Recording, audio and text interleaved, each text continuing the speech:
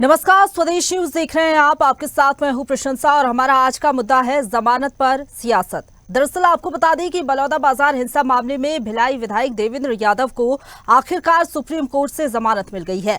बताया जा रहा है कि देवेंद्र यादव देर शाम तक रायपुर जेल से बाहर आ जाएंगे। आज हाईकोर्ट ने 27 लोगों को जमानत दी है। अब तक मामले में 60 लोगों को जमानत मिल चुकी है। बता दें कि ये मामला पिछले साल जून में हुई हिंसा से जुड़ा हुआ है, जिसमें प्रदर्शनकारियों ने कलेक्ट्रेट और एसपी दफ्तर और कई वाहनों में आगजनी की घटना को अंजाम दिया था। मामले में देवेंद्र यादव समेत कई लोगों की गिरफ्तारी हुई थी। देवेंद्र यादव पर बलौदाबाजार हिंसा में भीड़ को उकसाने के आरोप लगे हैं। वे 17 अगस्त 2024 से रायपुर जेल में बंद थे। जमानत मिलने से राजनीतिक गलियारों में चर्चाएं तेज हो गई हैं। एक तरफ कांग्रेसी खुशी मनाकर सत्य की जीत इसे बता रही है, तो दूसरी ओर बीजेपी इसे न्यायालयीन प्रक्रिया बता रही है। बता दें कि इतिहास में पहली दफा कोई प्रदेश में प्रदर्शन के दौरान कलेक्टर और एसपी ऑफिस में आगजनी हुई। देवेंद्र यादव के वकीलों ने सुप्रीम कोर्ट में जमानत याचिका दायर की, जिस पर सुनवाई करते हुए कोर्ट ने उन्हें जमानत देने का फैसला सुनाया। कोर्ट ने कहा कि इस मामले में अभी तक कोई ठोस सबूत सामने नहीं आया है जो देवेंद्र यादव के खिलाफ आरोपों को साबित कर सके। उनके वकीलों ने कोर्ट में दलील दी थी कि देवेंद्र यादव पर लगाए गए आरोप निराधार हैं और उन्हें बिना किसी ठोस सबूत के गिरफ्तार किया गया है। सुप्रीम कोर्ट ने इन दलीलों को सुनते हुए उन्हें जमानत देने का फैसला लिया। भूपेश बघेल ने कहा कि बीजेपी की घमंड के चलते गिरफ्तारी हुई थी। आने वाले समय में ट्रायल होगा तो बाइज्जत बरी होगी।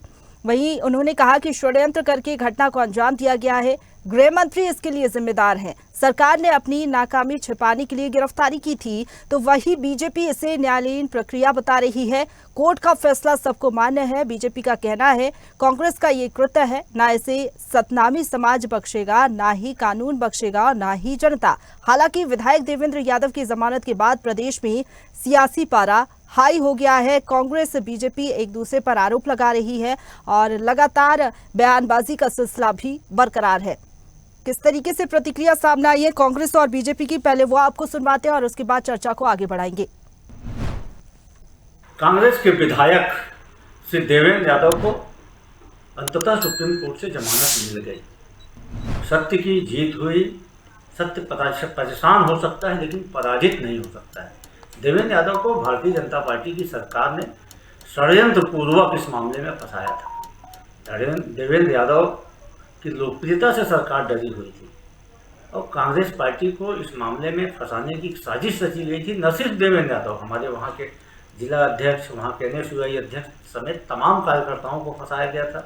सतनामी समाज के तमाम युवाओं को फंसाया गया था और लंबे समय बाद राहत मिली है, लेकिन अंततः सत्य की जीत हुई है। और आप देखिएगा इस मामले में सारे के सारे लोग जिन्हें सरकार ने निरुद्ध किया है बाइज्जत बरी होंगे।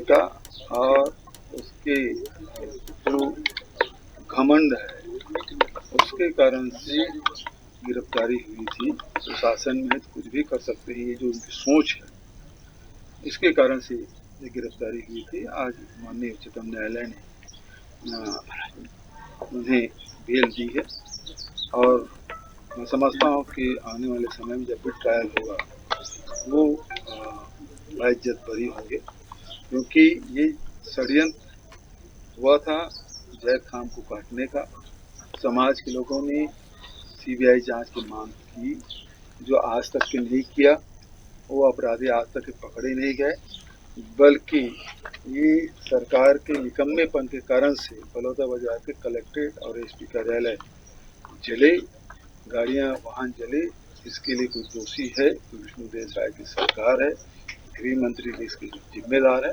और अपनी नाकामी को छुपाने के लिए ये हमारे करीब 86 लोगों की गिरफ्तारी इन्होंने की है और 43 लोग तो पहले छूट गए थे। आज विधायक देवेंद्र यादव की भी को भी बेल मिली है। तो ये सरकार जो कई महीने तक के जो बंद करके रखे हैं, जो उनको अधिकार मिला उसका दुरुपयोग ये सरकार कर रही है। किसी केस में जमानत मिलना बेगुनाही का सबूत नहीं होता है। सुप्रीम कोर्ट ने तकनीकी आधार पर देवेंद्र यादव को जमानत दी है। वैसे तो पूरी कांग्रेस जमानत पर है। सोनिया गांधी नेशनल हेराल्ड के मामले में जमानत पर है और स्वयं भूपेश बघेल जी अश्लील सीडी कांड के मामले में जमानत पर हैं, परंतु छत्तीसगढ़ की जनता और कानून ये दोषियों को बख्शेगी नहीं। एक बात भूपेश बघेल जी को समझना चाहिए कि भूपेश बघेल जी उस सीबीआई की हिमायत कर रहे हैं जिनकी जब खुद की सरकार थी, जिस सीबीआई को उन्होंने बैन किया था। पूरे छत्तीसगढ़ की जनता अच्छे से जानती है कि मन के एक समान का संदेश देने वाले सतनामी समाज को बदनाम करने का प्रयास करने वाली कांग्रेस को न तो सतनामी समाज बख्शेगा, न जनता बख्शेगी और न कानून बख्शेगा। देखिए, ये तो अब कोर्ट में चलने वाला मामला है। सुप्रीम कोर्ट ने जमानत दी है, केस चलेगा। केस का जो भी निर्णय होगा उसको सब स्वीकार करेंगे कि ये कोई नई बात नहीं है। हर साल धान खरीदी करते हैं। बीजेपी की सरकार ने, विष्णुदेव साई जी की सरकार ने 21 क्विंटल और 2100 रुपये क्विंटल कर छत्तीसगढ़ के किसानों की समृद्धि में बहुत बड़ा योगदान दिया है। इसलिए सरकार को कुछ तकलीफ उठानी पड़ेगी, परंतु किसान यहाँ के खुश रहें, सुखी रहें, ये सबसे बड़ी सरकार की चिंता थी और उसको हम पूरा। और इसी मुद्दे पर चर्चा को आगे बढ़ाएंगे। दो राजनीतिक मेहमान हमारे साथ जुड़ गए हैं। बहुत स्वागत है आपका। राजकुमार जी, सबसे पहले आपसे मेरा सवाल रहेगा, सत्य परेशान हो सकता है लेकिन पराजित नहीं, ये कहना है कांग्रेस का। देवेंद्र यादव की रिहाई पर बीजेपी का क्या रिएक्शन रहेगा? जी आलोक जी। अपना सवाल मुझे पुनः दोहराएंगे एक बार फिर से? जी आलोक जी, कांग्रेस ये कह रही है कि सत्य जो है परेशान हो सकता है, पराजित नहीं हो सकता। आपका क्या कहना है देवेंद्र यादव की रिहाई को लेकर? पहले तो उन्हें भारतीय जनता पार्टी जो बात कर रही है या देवेंद्र यादव की रिहाई हुई है और जो सत्य की बात कर रहे हैं, तो सर्वप्रथम तो इस बात को समझना चाहिए कि सत्य है क्या। क्या उन्होंने जो सत्य बनाया है, कांग्रेस पार्टी ने जो सत्य बनाया है, या कांग्रेस पार्टी जिसको सत्य मानती वो सत्य है, या संविधान या न्याय प्रणाली जिसको सत्य बताएगी और जिसका घोषणा करेगी, जिसके बताएगी कि ये उसके पीछे किसका हाथ है, कौन लोग थे जो इतनी बड़ी घटना को अंजाम दे थे, वो एक सत्य है। तो सबसे पहले सत्य जो है वो वाकई ये बात बिल्कुल सही है कि सत्य जो है वो परेशान हो सकता है और हो सकता है थोड़ी देर के लिए परेशान हुआ हो, लेकिन पराजित नहीं हो सकता। जो सत्य है वो बाहर आएगा। और देवेंद्र यादव जी को यदि जमानत मिली है तो उसे ये नहीं मान लेना चाहिए कि वो निर्दोष साबित हो गए हैं। आज पूरी की पूरी कांग्रेस पार्टी के जो वरिष्ठ नेता है, जो विशिष्ट नेताएं हैं, चाहे वो राहुल गांधी की बात करें या फिर सोनिया गांधी की या फिर भूपेश बघेल जी की बात करें, वो सब तमाम वो नेता जो है वो जमानत पे, तो क्या वो अपने आप को निर्दोष कह रहे हैं? क्या वो कह रहे हैं अपने आप को ही, मतलब ये साबित कर रहे हैं, अपने आप को ही निर्दोष साबित कर दे रहे हैं? उन्हें कोई भी किसी प्रकार के कानून पे, न्याय प्रणाली पे भरोसा नहीं है क्या? उन्हें इंतजार करना चाहिए ना कि न्याय प्रणाली से जब उनको राहत मिलेगी। न्याय प्रणाली आलोक जी, लेकिन सवाल तो यही उठ रहा है ना कांग्रेस की तरफ से कि जो असल आरोपी थे उनके खिलाफ कार्रवाई नहीं हुई, षड्यंत्र के तहत इस कार्रवाई को अंजाम दिया गया। कोर्ट तक ये कह रहा है कि कोई ठोस सबूत नहीं है इसलिए जमानत मिल गई। नहीं, ऐसा नहीं कहा कोर्ट ने। कोर्ट ने जो पूरे विस्तार पूर्वक जो इस पे जमानत दी है उसमें स्पष्टता से कहा है कि जो तकनीकी आधार पर जो है हम इनको जमानत दे रहे हैं और काफी लंबे समय तक वो जेल में रहे, तो उस आधार पर और उनके अलावा बहुत सारी शर्तें भी कोर्ट ने लगाई हुई है। इसको भूलना नहीं चाहिए कांग्रेस पार्टी को और अपने आप को निर्दोष नहीं। ठीक है आलोक जी, जो बात आप कह रहे हैं, जमानत किसी भी व्यक्ति को मिलती है तो सशर्त ही मिलती है, कुछ शर्तें कोर्ट की तरफ से रखी जाती हैं। बिल्कुल ठीक है। शिल्पा जी, आप क्या कहेंगी? जश्न के तौर पर कांग्रेस पार्टी से ले रही है देवेंद्र यादव की रिहाई को, लेकिन दूसरी तरफ बीजेपी का ये भी कहना है कि रिहाई का मतलब ये नहीं होता कि देवेंद्र यादव बेगुनाह है। आज देवेंद्र यादव जी को जमानत मिल गई है। आज के परिदृश्य में दो बातें सामने आती हैं और स्पष्ट हो जाती हैं कि सत्य परेशान हो सकता है परंतु पराजित नहीं हो सकता। सही बातें वो कभी न कभी सामने आती ही हैं, भले ही ये कितना भी षड्यंत्र करने, कितना भी डिले करने की कोशिश करने, परंतु आज के परिदृश्य में ये उनके मुंह पर भी तमाचा है जो ये कहते थे कि यदि आप बेगुनाह हैं तो जमानत क्यों नहीं मिल रही। ये उनका भी जवाब है, उनका भी आंसर है। दूसरी एक बात समझ में आती है कि किस तरीके से सरकार के षड्यंत्र और सरकार की हठ धर्मिता की गई थी। एक जनप्रतिनिधि के ऊपर और किस प्रकार से वो तानाशाही रवैये से भारतीय जनता पार्टी के लोग खुद ही स्क्रिप्ट लिख के, खुद ही एफआईआर करवा के, तरह तरह की धाराएं लगवा करके देवेंद्र यादव जी को जेल के अंदर डालने का कार्य किया। और जब एक जनप्रतिनिधि, जनता के सामने ये बात स्पष्ट हुई कि जनप्रतिनिधि ही सेफ नहीं है, उसके ऊपर ही जब झूठे षड्यंत्र भारतीय जनता पार्टी कर सकती है, तो आज प्रदेश की जनता कितनी सेफ है, ये सबसे बड़ा सवाल है कि प्रदेश की जनता जिनके हाथ में शासन दे चुकी है वो आज कितनी सेफ है। तो इस प्रकार की बातें आज निकलकर सामने आ रही है। जो भारतीय जनता पार्टी का स्क्रिप्ट था, देवेंद्र यादव जी उस दिन सिर्फ मुलाकात करने गए थे निमंत्रण होने के नाते और वापस आ गए थे। ना तो उन्होंने कोई ऑडियो दिया, ना वीडियो, ना किसी भी प्रकार के भाषण दिए, वो सिर्फ मुलाकात करके वापस आ गए। इतना बड़ा षड्यंत्र भारतीय जनता पार्टी ने रच दिया सिर्फ द्वेषपूर्ण भावना के कारण, सिर्फ अपनी हठ धर्मिता के कारण। तो ये बहुत बड़ी चीज है जो आज स्पष्ट होती हुई नजर आ रही है और समय के चलते वो बाइज्जत बरी भी हो जाएंगे। ठीक है शिल्पा जी, लेकिन जो कार्रवाई हुई थी हमने देखा था, पुलिस ने कुछ तमाम बिंदु रखे थे जो मैं आपको बताना चाहती हूँ। देवेंद्र यादव का संबंध अपराधियों से था, ये कहा गया। पुलिस की ओर से फंडिंग का भी मामला उठा कि फंडिंग का आश्वासन देवेंद्र यादव की तरफ से दिया गया था प्रदर्शनकारियों को। इसके साथ ही हिंसा से पहले प्रदर्शनकारियों से बातचीत भी उन्होंने फोन पर की थी। इसी आधार पर गिरफ्तारी हुई। देखिए, इसीलिए तो कह रही है ना, ये षड्यंत्र रचा जा रहा था। स्क्रिप्ट भारतीय जनता पार्टी ने लिखी, सरकारी षड्यंत्र हठ धर्मिता के चलते ये सारे स्क्रिप्ट की जो पराकाष्ठा है वो रखी गई, एफआईआर किए गए, धाराएं लगाई गई और समय के साथ हमें न्यायिक प्रक्रिया पर पूरी तरह से भरोसा है और समय के चलते वो बाइज्जत बरी भी होंगे, क्योंकि बेगुनाहों को ज्यादा दिन तक अंदर रखने का कार्य भारत देश में नहीं हो सकता है। आलोक जी, क्या रिएक्शन रहेगा आपका?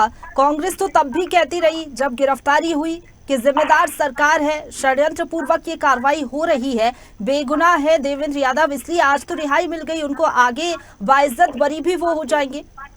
ये देखिए, ये इतनी जल्दबाजी में इस तरह का कोई बयान देना कि वो रिहा हो जाएंगे, मैं कहता हूँ कानून की अवहेलना, कानून की अवमानना होगा। और जहां तक उनके रिहाई का और उनके गिरफ्तारी का संबंध है, तो छत्तीसगढ़ में 3 करोड़ से ऊपर अधिक जनसंख्या है और 35 कांग्रेस के और विधायक भी है। तो क्या यदि षड्यंत्र पूर्वक किसी को गिरफ्तार किया जाता है, तो मैं ये जानना चाहता हूँ, तो क्या इनमें से क्या सारे लोग जो आज छत्तीसगढ़ में निवास कर रहे हैं, क्या अगर षड्यंत्र, किस बात का षड्यंत्र? क्यों देवेंद्र यादव ही वो व्यक्ति है जिन्हें गिरफ्तार किया जाता है इस मामले पे? क्यों देवेंद्र यादव ही वो व्यक्ति है जिस दिन इस तरह की घटना होती है वो वहां पर में घटना स्थल पे मौजूद थे? क्यों देवेंद्र यादव वो व्यक्ति है जो उन लोगों के साथ में संबंध रखते हैं जिन्होंने इस घटना को अंजाम दिया? क्यों देवेंद्र यादव अभी कांग्रेस की तरफ से कांग्रेस नेता सुशील आनंद शुक्ला ये कहते हुए नजर आ रहे थे कि उनकी लोकप्रियता से डर गई है बीजेपी, इसलिए इस तरीके के आरोप लगाए गए और ये कार्रवाई की गई। इस पर भी जवाब दीजिएगा। देखिए, लोकप्रियता से जो है ना, कांग्रेस के अपने खुद के उनके नेता डरे हुए हैं। अगर उनको डर है तो वो आपस में जिस तरह का भेदभाव, आपस में जिस तरह का कहना चाहिए सर्फ डबल जो है वो कांग्रेस के नेताओं के बीच में इस वक्त ज्यादा नजर आ रहा है, वो तो सभी जनता देख रही है और मजे भी ले रही है कि एक नेता वहां पर में सरगुजा में अलग बयानबाजी कर रहे हैं बैठ करके, एक नेता यहाँ छत्तीसगढ़ की राजधानी में बोल रहे हैं कि हम बोरिया बिस्तर लेके कहीं नहीं जाएंगे, हम यहीं बैठे हुए हैं। तो तमाम तरह की जो अंतर कला है वो तो कांग्रेस के सामने नजर आ ही रही है। तो अगर डरने की बात है तो हम भारतीय जनता पार्टी किसी भी कांग्रेस के नेता से नहीं डरती है। भारतीय जनता पार्टी अपने काम पे ध्यान देती है, सुशासन पे ध्यान देती है, जनता के हित में लिए फैसले के काम करती है। वो किसी भी प्रकार के कांग्रेस के नेताओं से नहीं डरती। असलियत डर जो है कांग्रेस के नेताओं को खुद से है, देवेंद्र यादव से। वो उभर रहे थे, उन्हें लगा कि कहीं ये और आगे ना निकल जाए और दूसरे कुछ नेताओं को पीछे ना छोड़ दे। तो ये पूरी तरह की जो बयानबाजी है, ये सब देखेंगे तो ये कांग्रेस की अपनी खुद की अंतर कला है। शिल्पा जी, आपकी पार्टी के ऊपर ये आरोप मर दिए कि लोकप्रियता इतनी हो रही थी देवेंद्र यादव की कि कांग्रेस के अंदर खाने ही कुछ ऐसे नेता थे जिन्होंने ये पूरी साजिश रची। एक बात बताइए, मुझे बड़ी हास्यास्पद बात लगती है आलोक सोनी जी की बात कि कांग्रेस के नेताओं पर आरोप लगाने से पहले एक बार ये तो सोच लिए रहते कि आज सत्ता किसकी है, सरकार किसकी है, पावर किसके पास है, प्रशासनिक पावर, शासन का पावर किसके पास है? कांग्रेस के नेताओं के पास है क्या? कांग्रेस के नेता आपस में कुछ भी रहे, हम देख रहे हैं हमारे परिवार की बात, राजनीति में मोहरे गिरते हैं। और उनके पीछे जो चाल चलने वाले नकाबपोश है वो बैठे होते हैं। तो क्या किया गया ये तो समझ ही सकते हैं आप भी, किस तरह की चाल चली गई है और किसे जो है वो ढकेला गया है। कांग्रेस के नेता ऐसे वैसे ही आरोप लगाने से पहले सोचिए शासन और सत्ता और पावर किसके पास है। बेबुनियाद आरोप लगाने की जो इनको जो सिखाया जाता है ना, वो हर जगह काम नहीं करता आलोक जी, कि एक मुहावरा एक ही स्टेटमेंट एक ही जगह काम करेगा, दूसरे जगह काम नहीं करता, नया सीख के आना पड़ता है। इसलिए ये जो टॉपिक है जो आप बोल रहे हैं वो इस बात पर बिल्कुल फिट नहीं होती है। और मैं दावे के साथ कह सकती हूँ देवेंद्र यादव जी लगातार लड़ाई करते हैं कि निर्दोषों को बचाने के लिए वो अपना उनको उनका अधिकार और हक देने के लिए हमेशा बात करते हैं, हमेशा आवाज उठाते हैं। नहीं शिल्पा जी ठीक है, वर्तमान में तो ठीक है आरोप लगे, लेकिन हमने देखा गिरफ्तारी से पहले देवेंद्र यादव को पूछताछ के लिए बुलाया गया था। कई बार उनको नोटिस भेजे गए, 2 से 3 बार ऐसा हुआ जब देवेंद्र यादव नहीं पहुंचे, उन्होंने अपने बयान दर्ज नहीं कराए, उसके बाद गिरफ्तारी हुई। अगर वो अपने बयान दर्ज करा देते तो शायद गिरफ्तारी भी नहीं होती। उन्होंने आखिरकार अपने स्टेटमेंट क्यों नहीं रखे? देखिए अपने स्टेटमेंट उन्होंने हर मंच हर जगह से रखी है, आवाज बुलंद करने का कार्य विपक्ष का होता है। उन्होंने अपने साथ साथ और भी लोगों की आवाज बुलंद की। आप ये बात को नोट करिएगा कि उन्होंने बाकी निर्दोष लोगों को, समाज के निर्दोष लोग जिनकी गिरफ्तारी हुई है सैकड़ों लोगों की हुई थी, उनमें उनकी भी आवाज बुलंद करने का कार्य किया है। तो इस तरीके के स्टेटमेंट जो अपनी बेगुनाही को साबित करने के लिए कहीं पर, तो सुनता कौन है? इनकी सरकार है।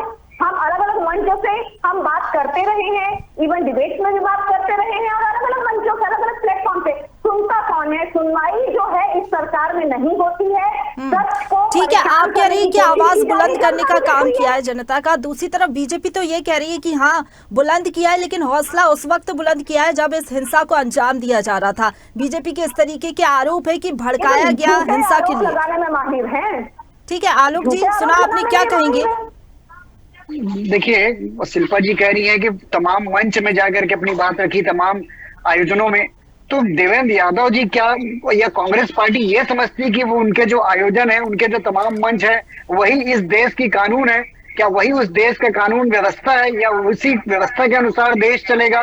देश चलता है कानून से, व्यवस्था से। जहां पर मैं आपको उचित फोरम में, जहां पर मैं आपको बुलाया गया है, वहां अपनी बात रखनी होती है, ना कि आप पब्लिक में जाकर के यदि कोई बात कर रहे हैं, इस बात को जो है वो कानून स्वीकार करेगा। तो कानून से बढ़कर क्या कांग्रेस पार्टी है? इस बात का पहले तो उन्हें जवाब देना चाहिए। और जहां पर मैं आप इतनी जल्दबाजी में है आज देवेंद्र यादव को, तो आज लोकतंत्र की जो हत्या हुई है यहाँ पर में छत्तीसगढ़ में, जिस तरह के पहली इस तरह की घटना हुई है, इसके पीछे आज भी वही आरोपी है, केवल उन्हें जमानत मिली है। ठीक है, मेरा ये सवाल आपसे रहेगा, कानून का जो जिक्र आप कर रहे हैं, लगातार कांग्रेस भी ये कहती रही है और इस बात से आप भी शायद इत्तेफाक रखते होंगे कि इतिहास में पहली बार ऐसा हुआ है कि किसी प्रदर्शन में एसपी कलेक्ट्रेट कार्यालय में लोग घुस गए, इतने ज्यादा लोग पहुंच जाते हैं, पुलिस प्रशासन की वहां पर व्यवस्था नहीं होती और आगजनी की घटना को अंजाम दे दिया जाता है। ऐसे में लॉ एंड ऑर्डर को लेकर आपके ऊपर भी सवाल उठ रहे हैं क्योंकि आपकी सरकार है।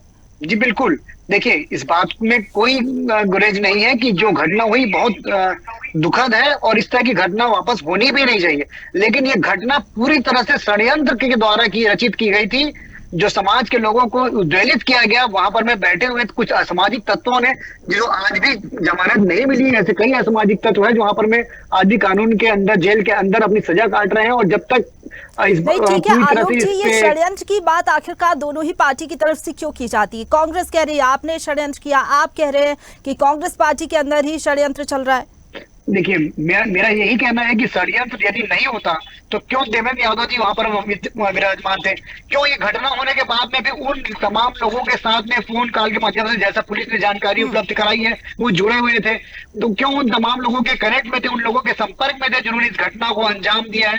तो ये सीधे सीधे इंगित करता है कि कहीं ना कहीं देवेंद्र यादव का जो हाथ है वो सीधे इस घटना से जुड़े हुए थे। और इस तरह के जिन्होंने भाषण दिया था, इस भाषण का भी पुलिस ने अपने बयानों में, अपने कोर्ट के सामने इसको रखा था कि देवेंद्र यादव ने कहा था कि कोई बड़ा काम करिए, कोई बड़ी घटना कीजिए, तब सरकार जो है शामिल हुए थे, लेकिन कोई भाषण नहीं दिया गया, इसका प्रूफ भी नहीं है।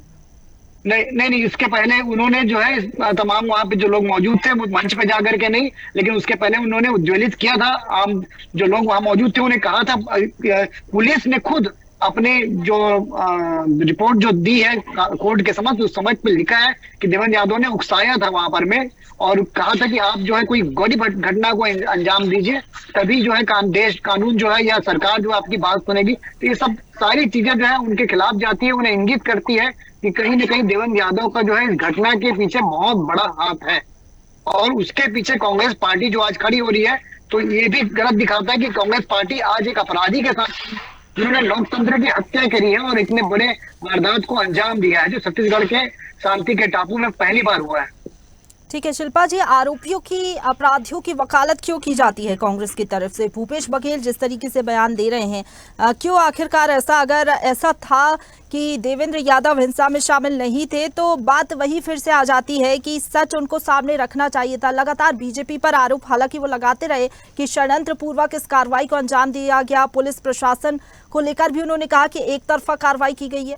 देखिए, सबसे पहले तो इनके जितने तर्क मैं सुन रही थी, तर्क भी नहीं कहूंगी, कुतर्क जो सुन रही थी, वो इनके खुद के प्रशासनिक फेलियर का नतीजा, जो आगजनी की घटना हुई वो हुआ, इनके इंटेलिजेंस के फेलियर का नतीजा हुआ, जिसका भुगतान पूरे समाज के, पूरे क्षेत्र के लोगों को और कांग्रेस पर इन्होंने अपने नाकामी का ठीकरा फोड़ दिया। और कुल मिला के अपराध अभी सिद्ध नहीं हुआ है, अभी समय बाकी, और जमानत अभी हुई है तो वो बाइजर बरी होने की दिशा में चल रहे हैं, न कि अपराध की दिशा में। तो मैं यही पूछना चाहती हूँ, यदि ये बड़ी बड़ी बातें करते हैं कि भड़काने का कार्य किया, तो दिखाइए ना, भड़काने वाले वीडियो दिखाइए, भड़काने वाली चीजें दिखाइए, सार्वजनिक करिए। यदि आपके पास है कोई वीडियो, ऐसी वीडियो जिसमें सभा को भड़काने का कार्य किया गया, देवेंद्र यादव जी वास्तविकता में जमीन पर बैठकर लोगों से मेल मुलाकात करके कुछ समय बाद ही उस समय से चले गए थे।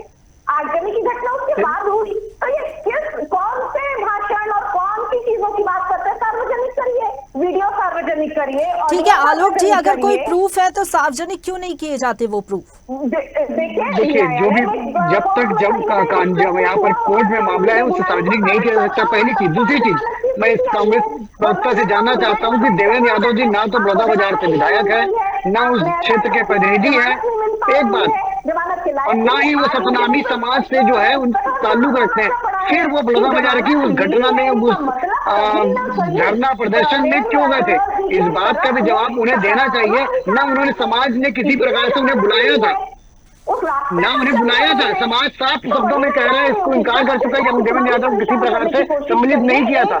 उनके बड़े नेता ऐसी बातों को कह चुके, फिर भी देवेंद्र यादव यदि सम्मिलित होते हैं और इस तरह की घटना होती है, तो ये दर्शाता है कि कहीं ना कहीं देवेंद्र यादव जिस इच्छा के साथ में गए थे, नहीं, वो शिल्पा जी कह रही है ना, आपने सुना होगा आलोक जी की आवाज बुलंद कर रहे हैं जनता की, इसलिए शायद सतनामी समाज का साथ देने के लिए पहुंच गए होंगे वहां पर। देखिए, जब समाज ने स्वयं उन्हें नहीं बुलाया था, तो वो किस बात का आवाज बुलंद करने गए थे? और सतनामी समाज ने वहां पर में जो कलेक्टर को ज्ञापन सौंपा था, उन्होंने कहा था कि हम शांतिपूर्वक यहाँ पर में केवल आपको धन्यवाद प्रस्ताव देंगे, क्योंकि आपने जांच की दिशा में आगे कदम बढ़ा दिया और आपने कहा है, सरकार ने मान लिया है कि इसकी जांच की जाएगी। और उसके बाद फिर देवेंद्र यादव दोपहर में वहां पहुंचते हैं और उसके 1 घंटे बाद इस तरह की घटना हो जाती है। तो इसे किस तरह से जोड़ा जाए? आप इनसे सवाल कीजिए। जब एक दिन पूरे समाज जो है शांतिपूर्वक प्रदर्शन और शांतिपूर्वक धन्यवाद प्रस्ताव की बात करता है, दोपहर में देवेंद्र यादव पहुंचते हैं जिन्हें उन्हें इनवाइट भी नहीं किया गया था, और फिर इस तरह की अशांतिपूर्ण घटना होती है। आलोक जी, लेकिन ये बात तो है कि सुप्रीम कोर्ट ने जिस तरीके से जमानत दे दी है, तो कहीं ना कहीं सशर्त जमानत भले ही दी गई है, लेकिन तर्क ये भी दिया गया है कोर्ट से, शायद आपने उस पर ध्यान दिया हो, कि ठोस जो एविडेंस है वो नहीं थे विधायक के खिलाफ, देवेंद्र यादव के खिलाफ, इसलिए उनको अभी जमानत दे दी गई है। छोटा सा रिएक्शन आपका।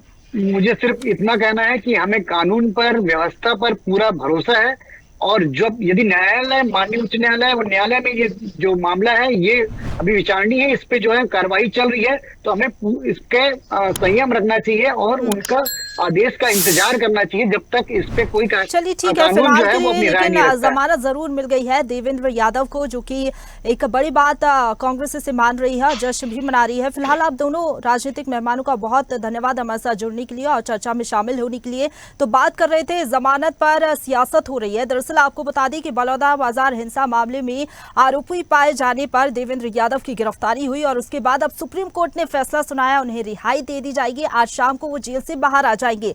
जीत के तौर पर इसे कांग्रेस पार्टी देख रही है, लेकिन दूसरी तरफ बीजेपी लगातार बयानबाजी कर रही है। आरोप बीजेपी की तरफ से लगाए जा रहे हैं कि अभी सिर्फ रिहाई हुई है, बेगुनाह साबित नहीं हुए हैं देवेंद्र यादव। अब इस पूरे मसले को लेकर और कितनी सियासत होती है ये देखना होगा, लेकिन फिलहाल के लिए इतना ही। तमाम बड़ी खबरों के लिए आप देखते रहिए स्वदेश न्यूज, सबसे पहले देश।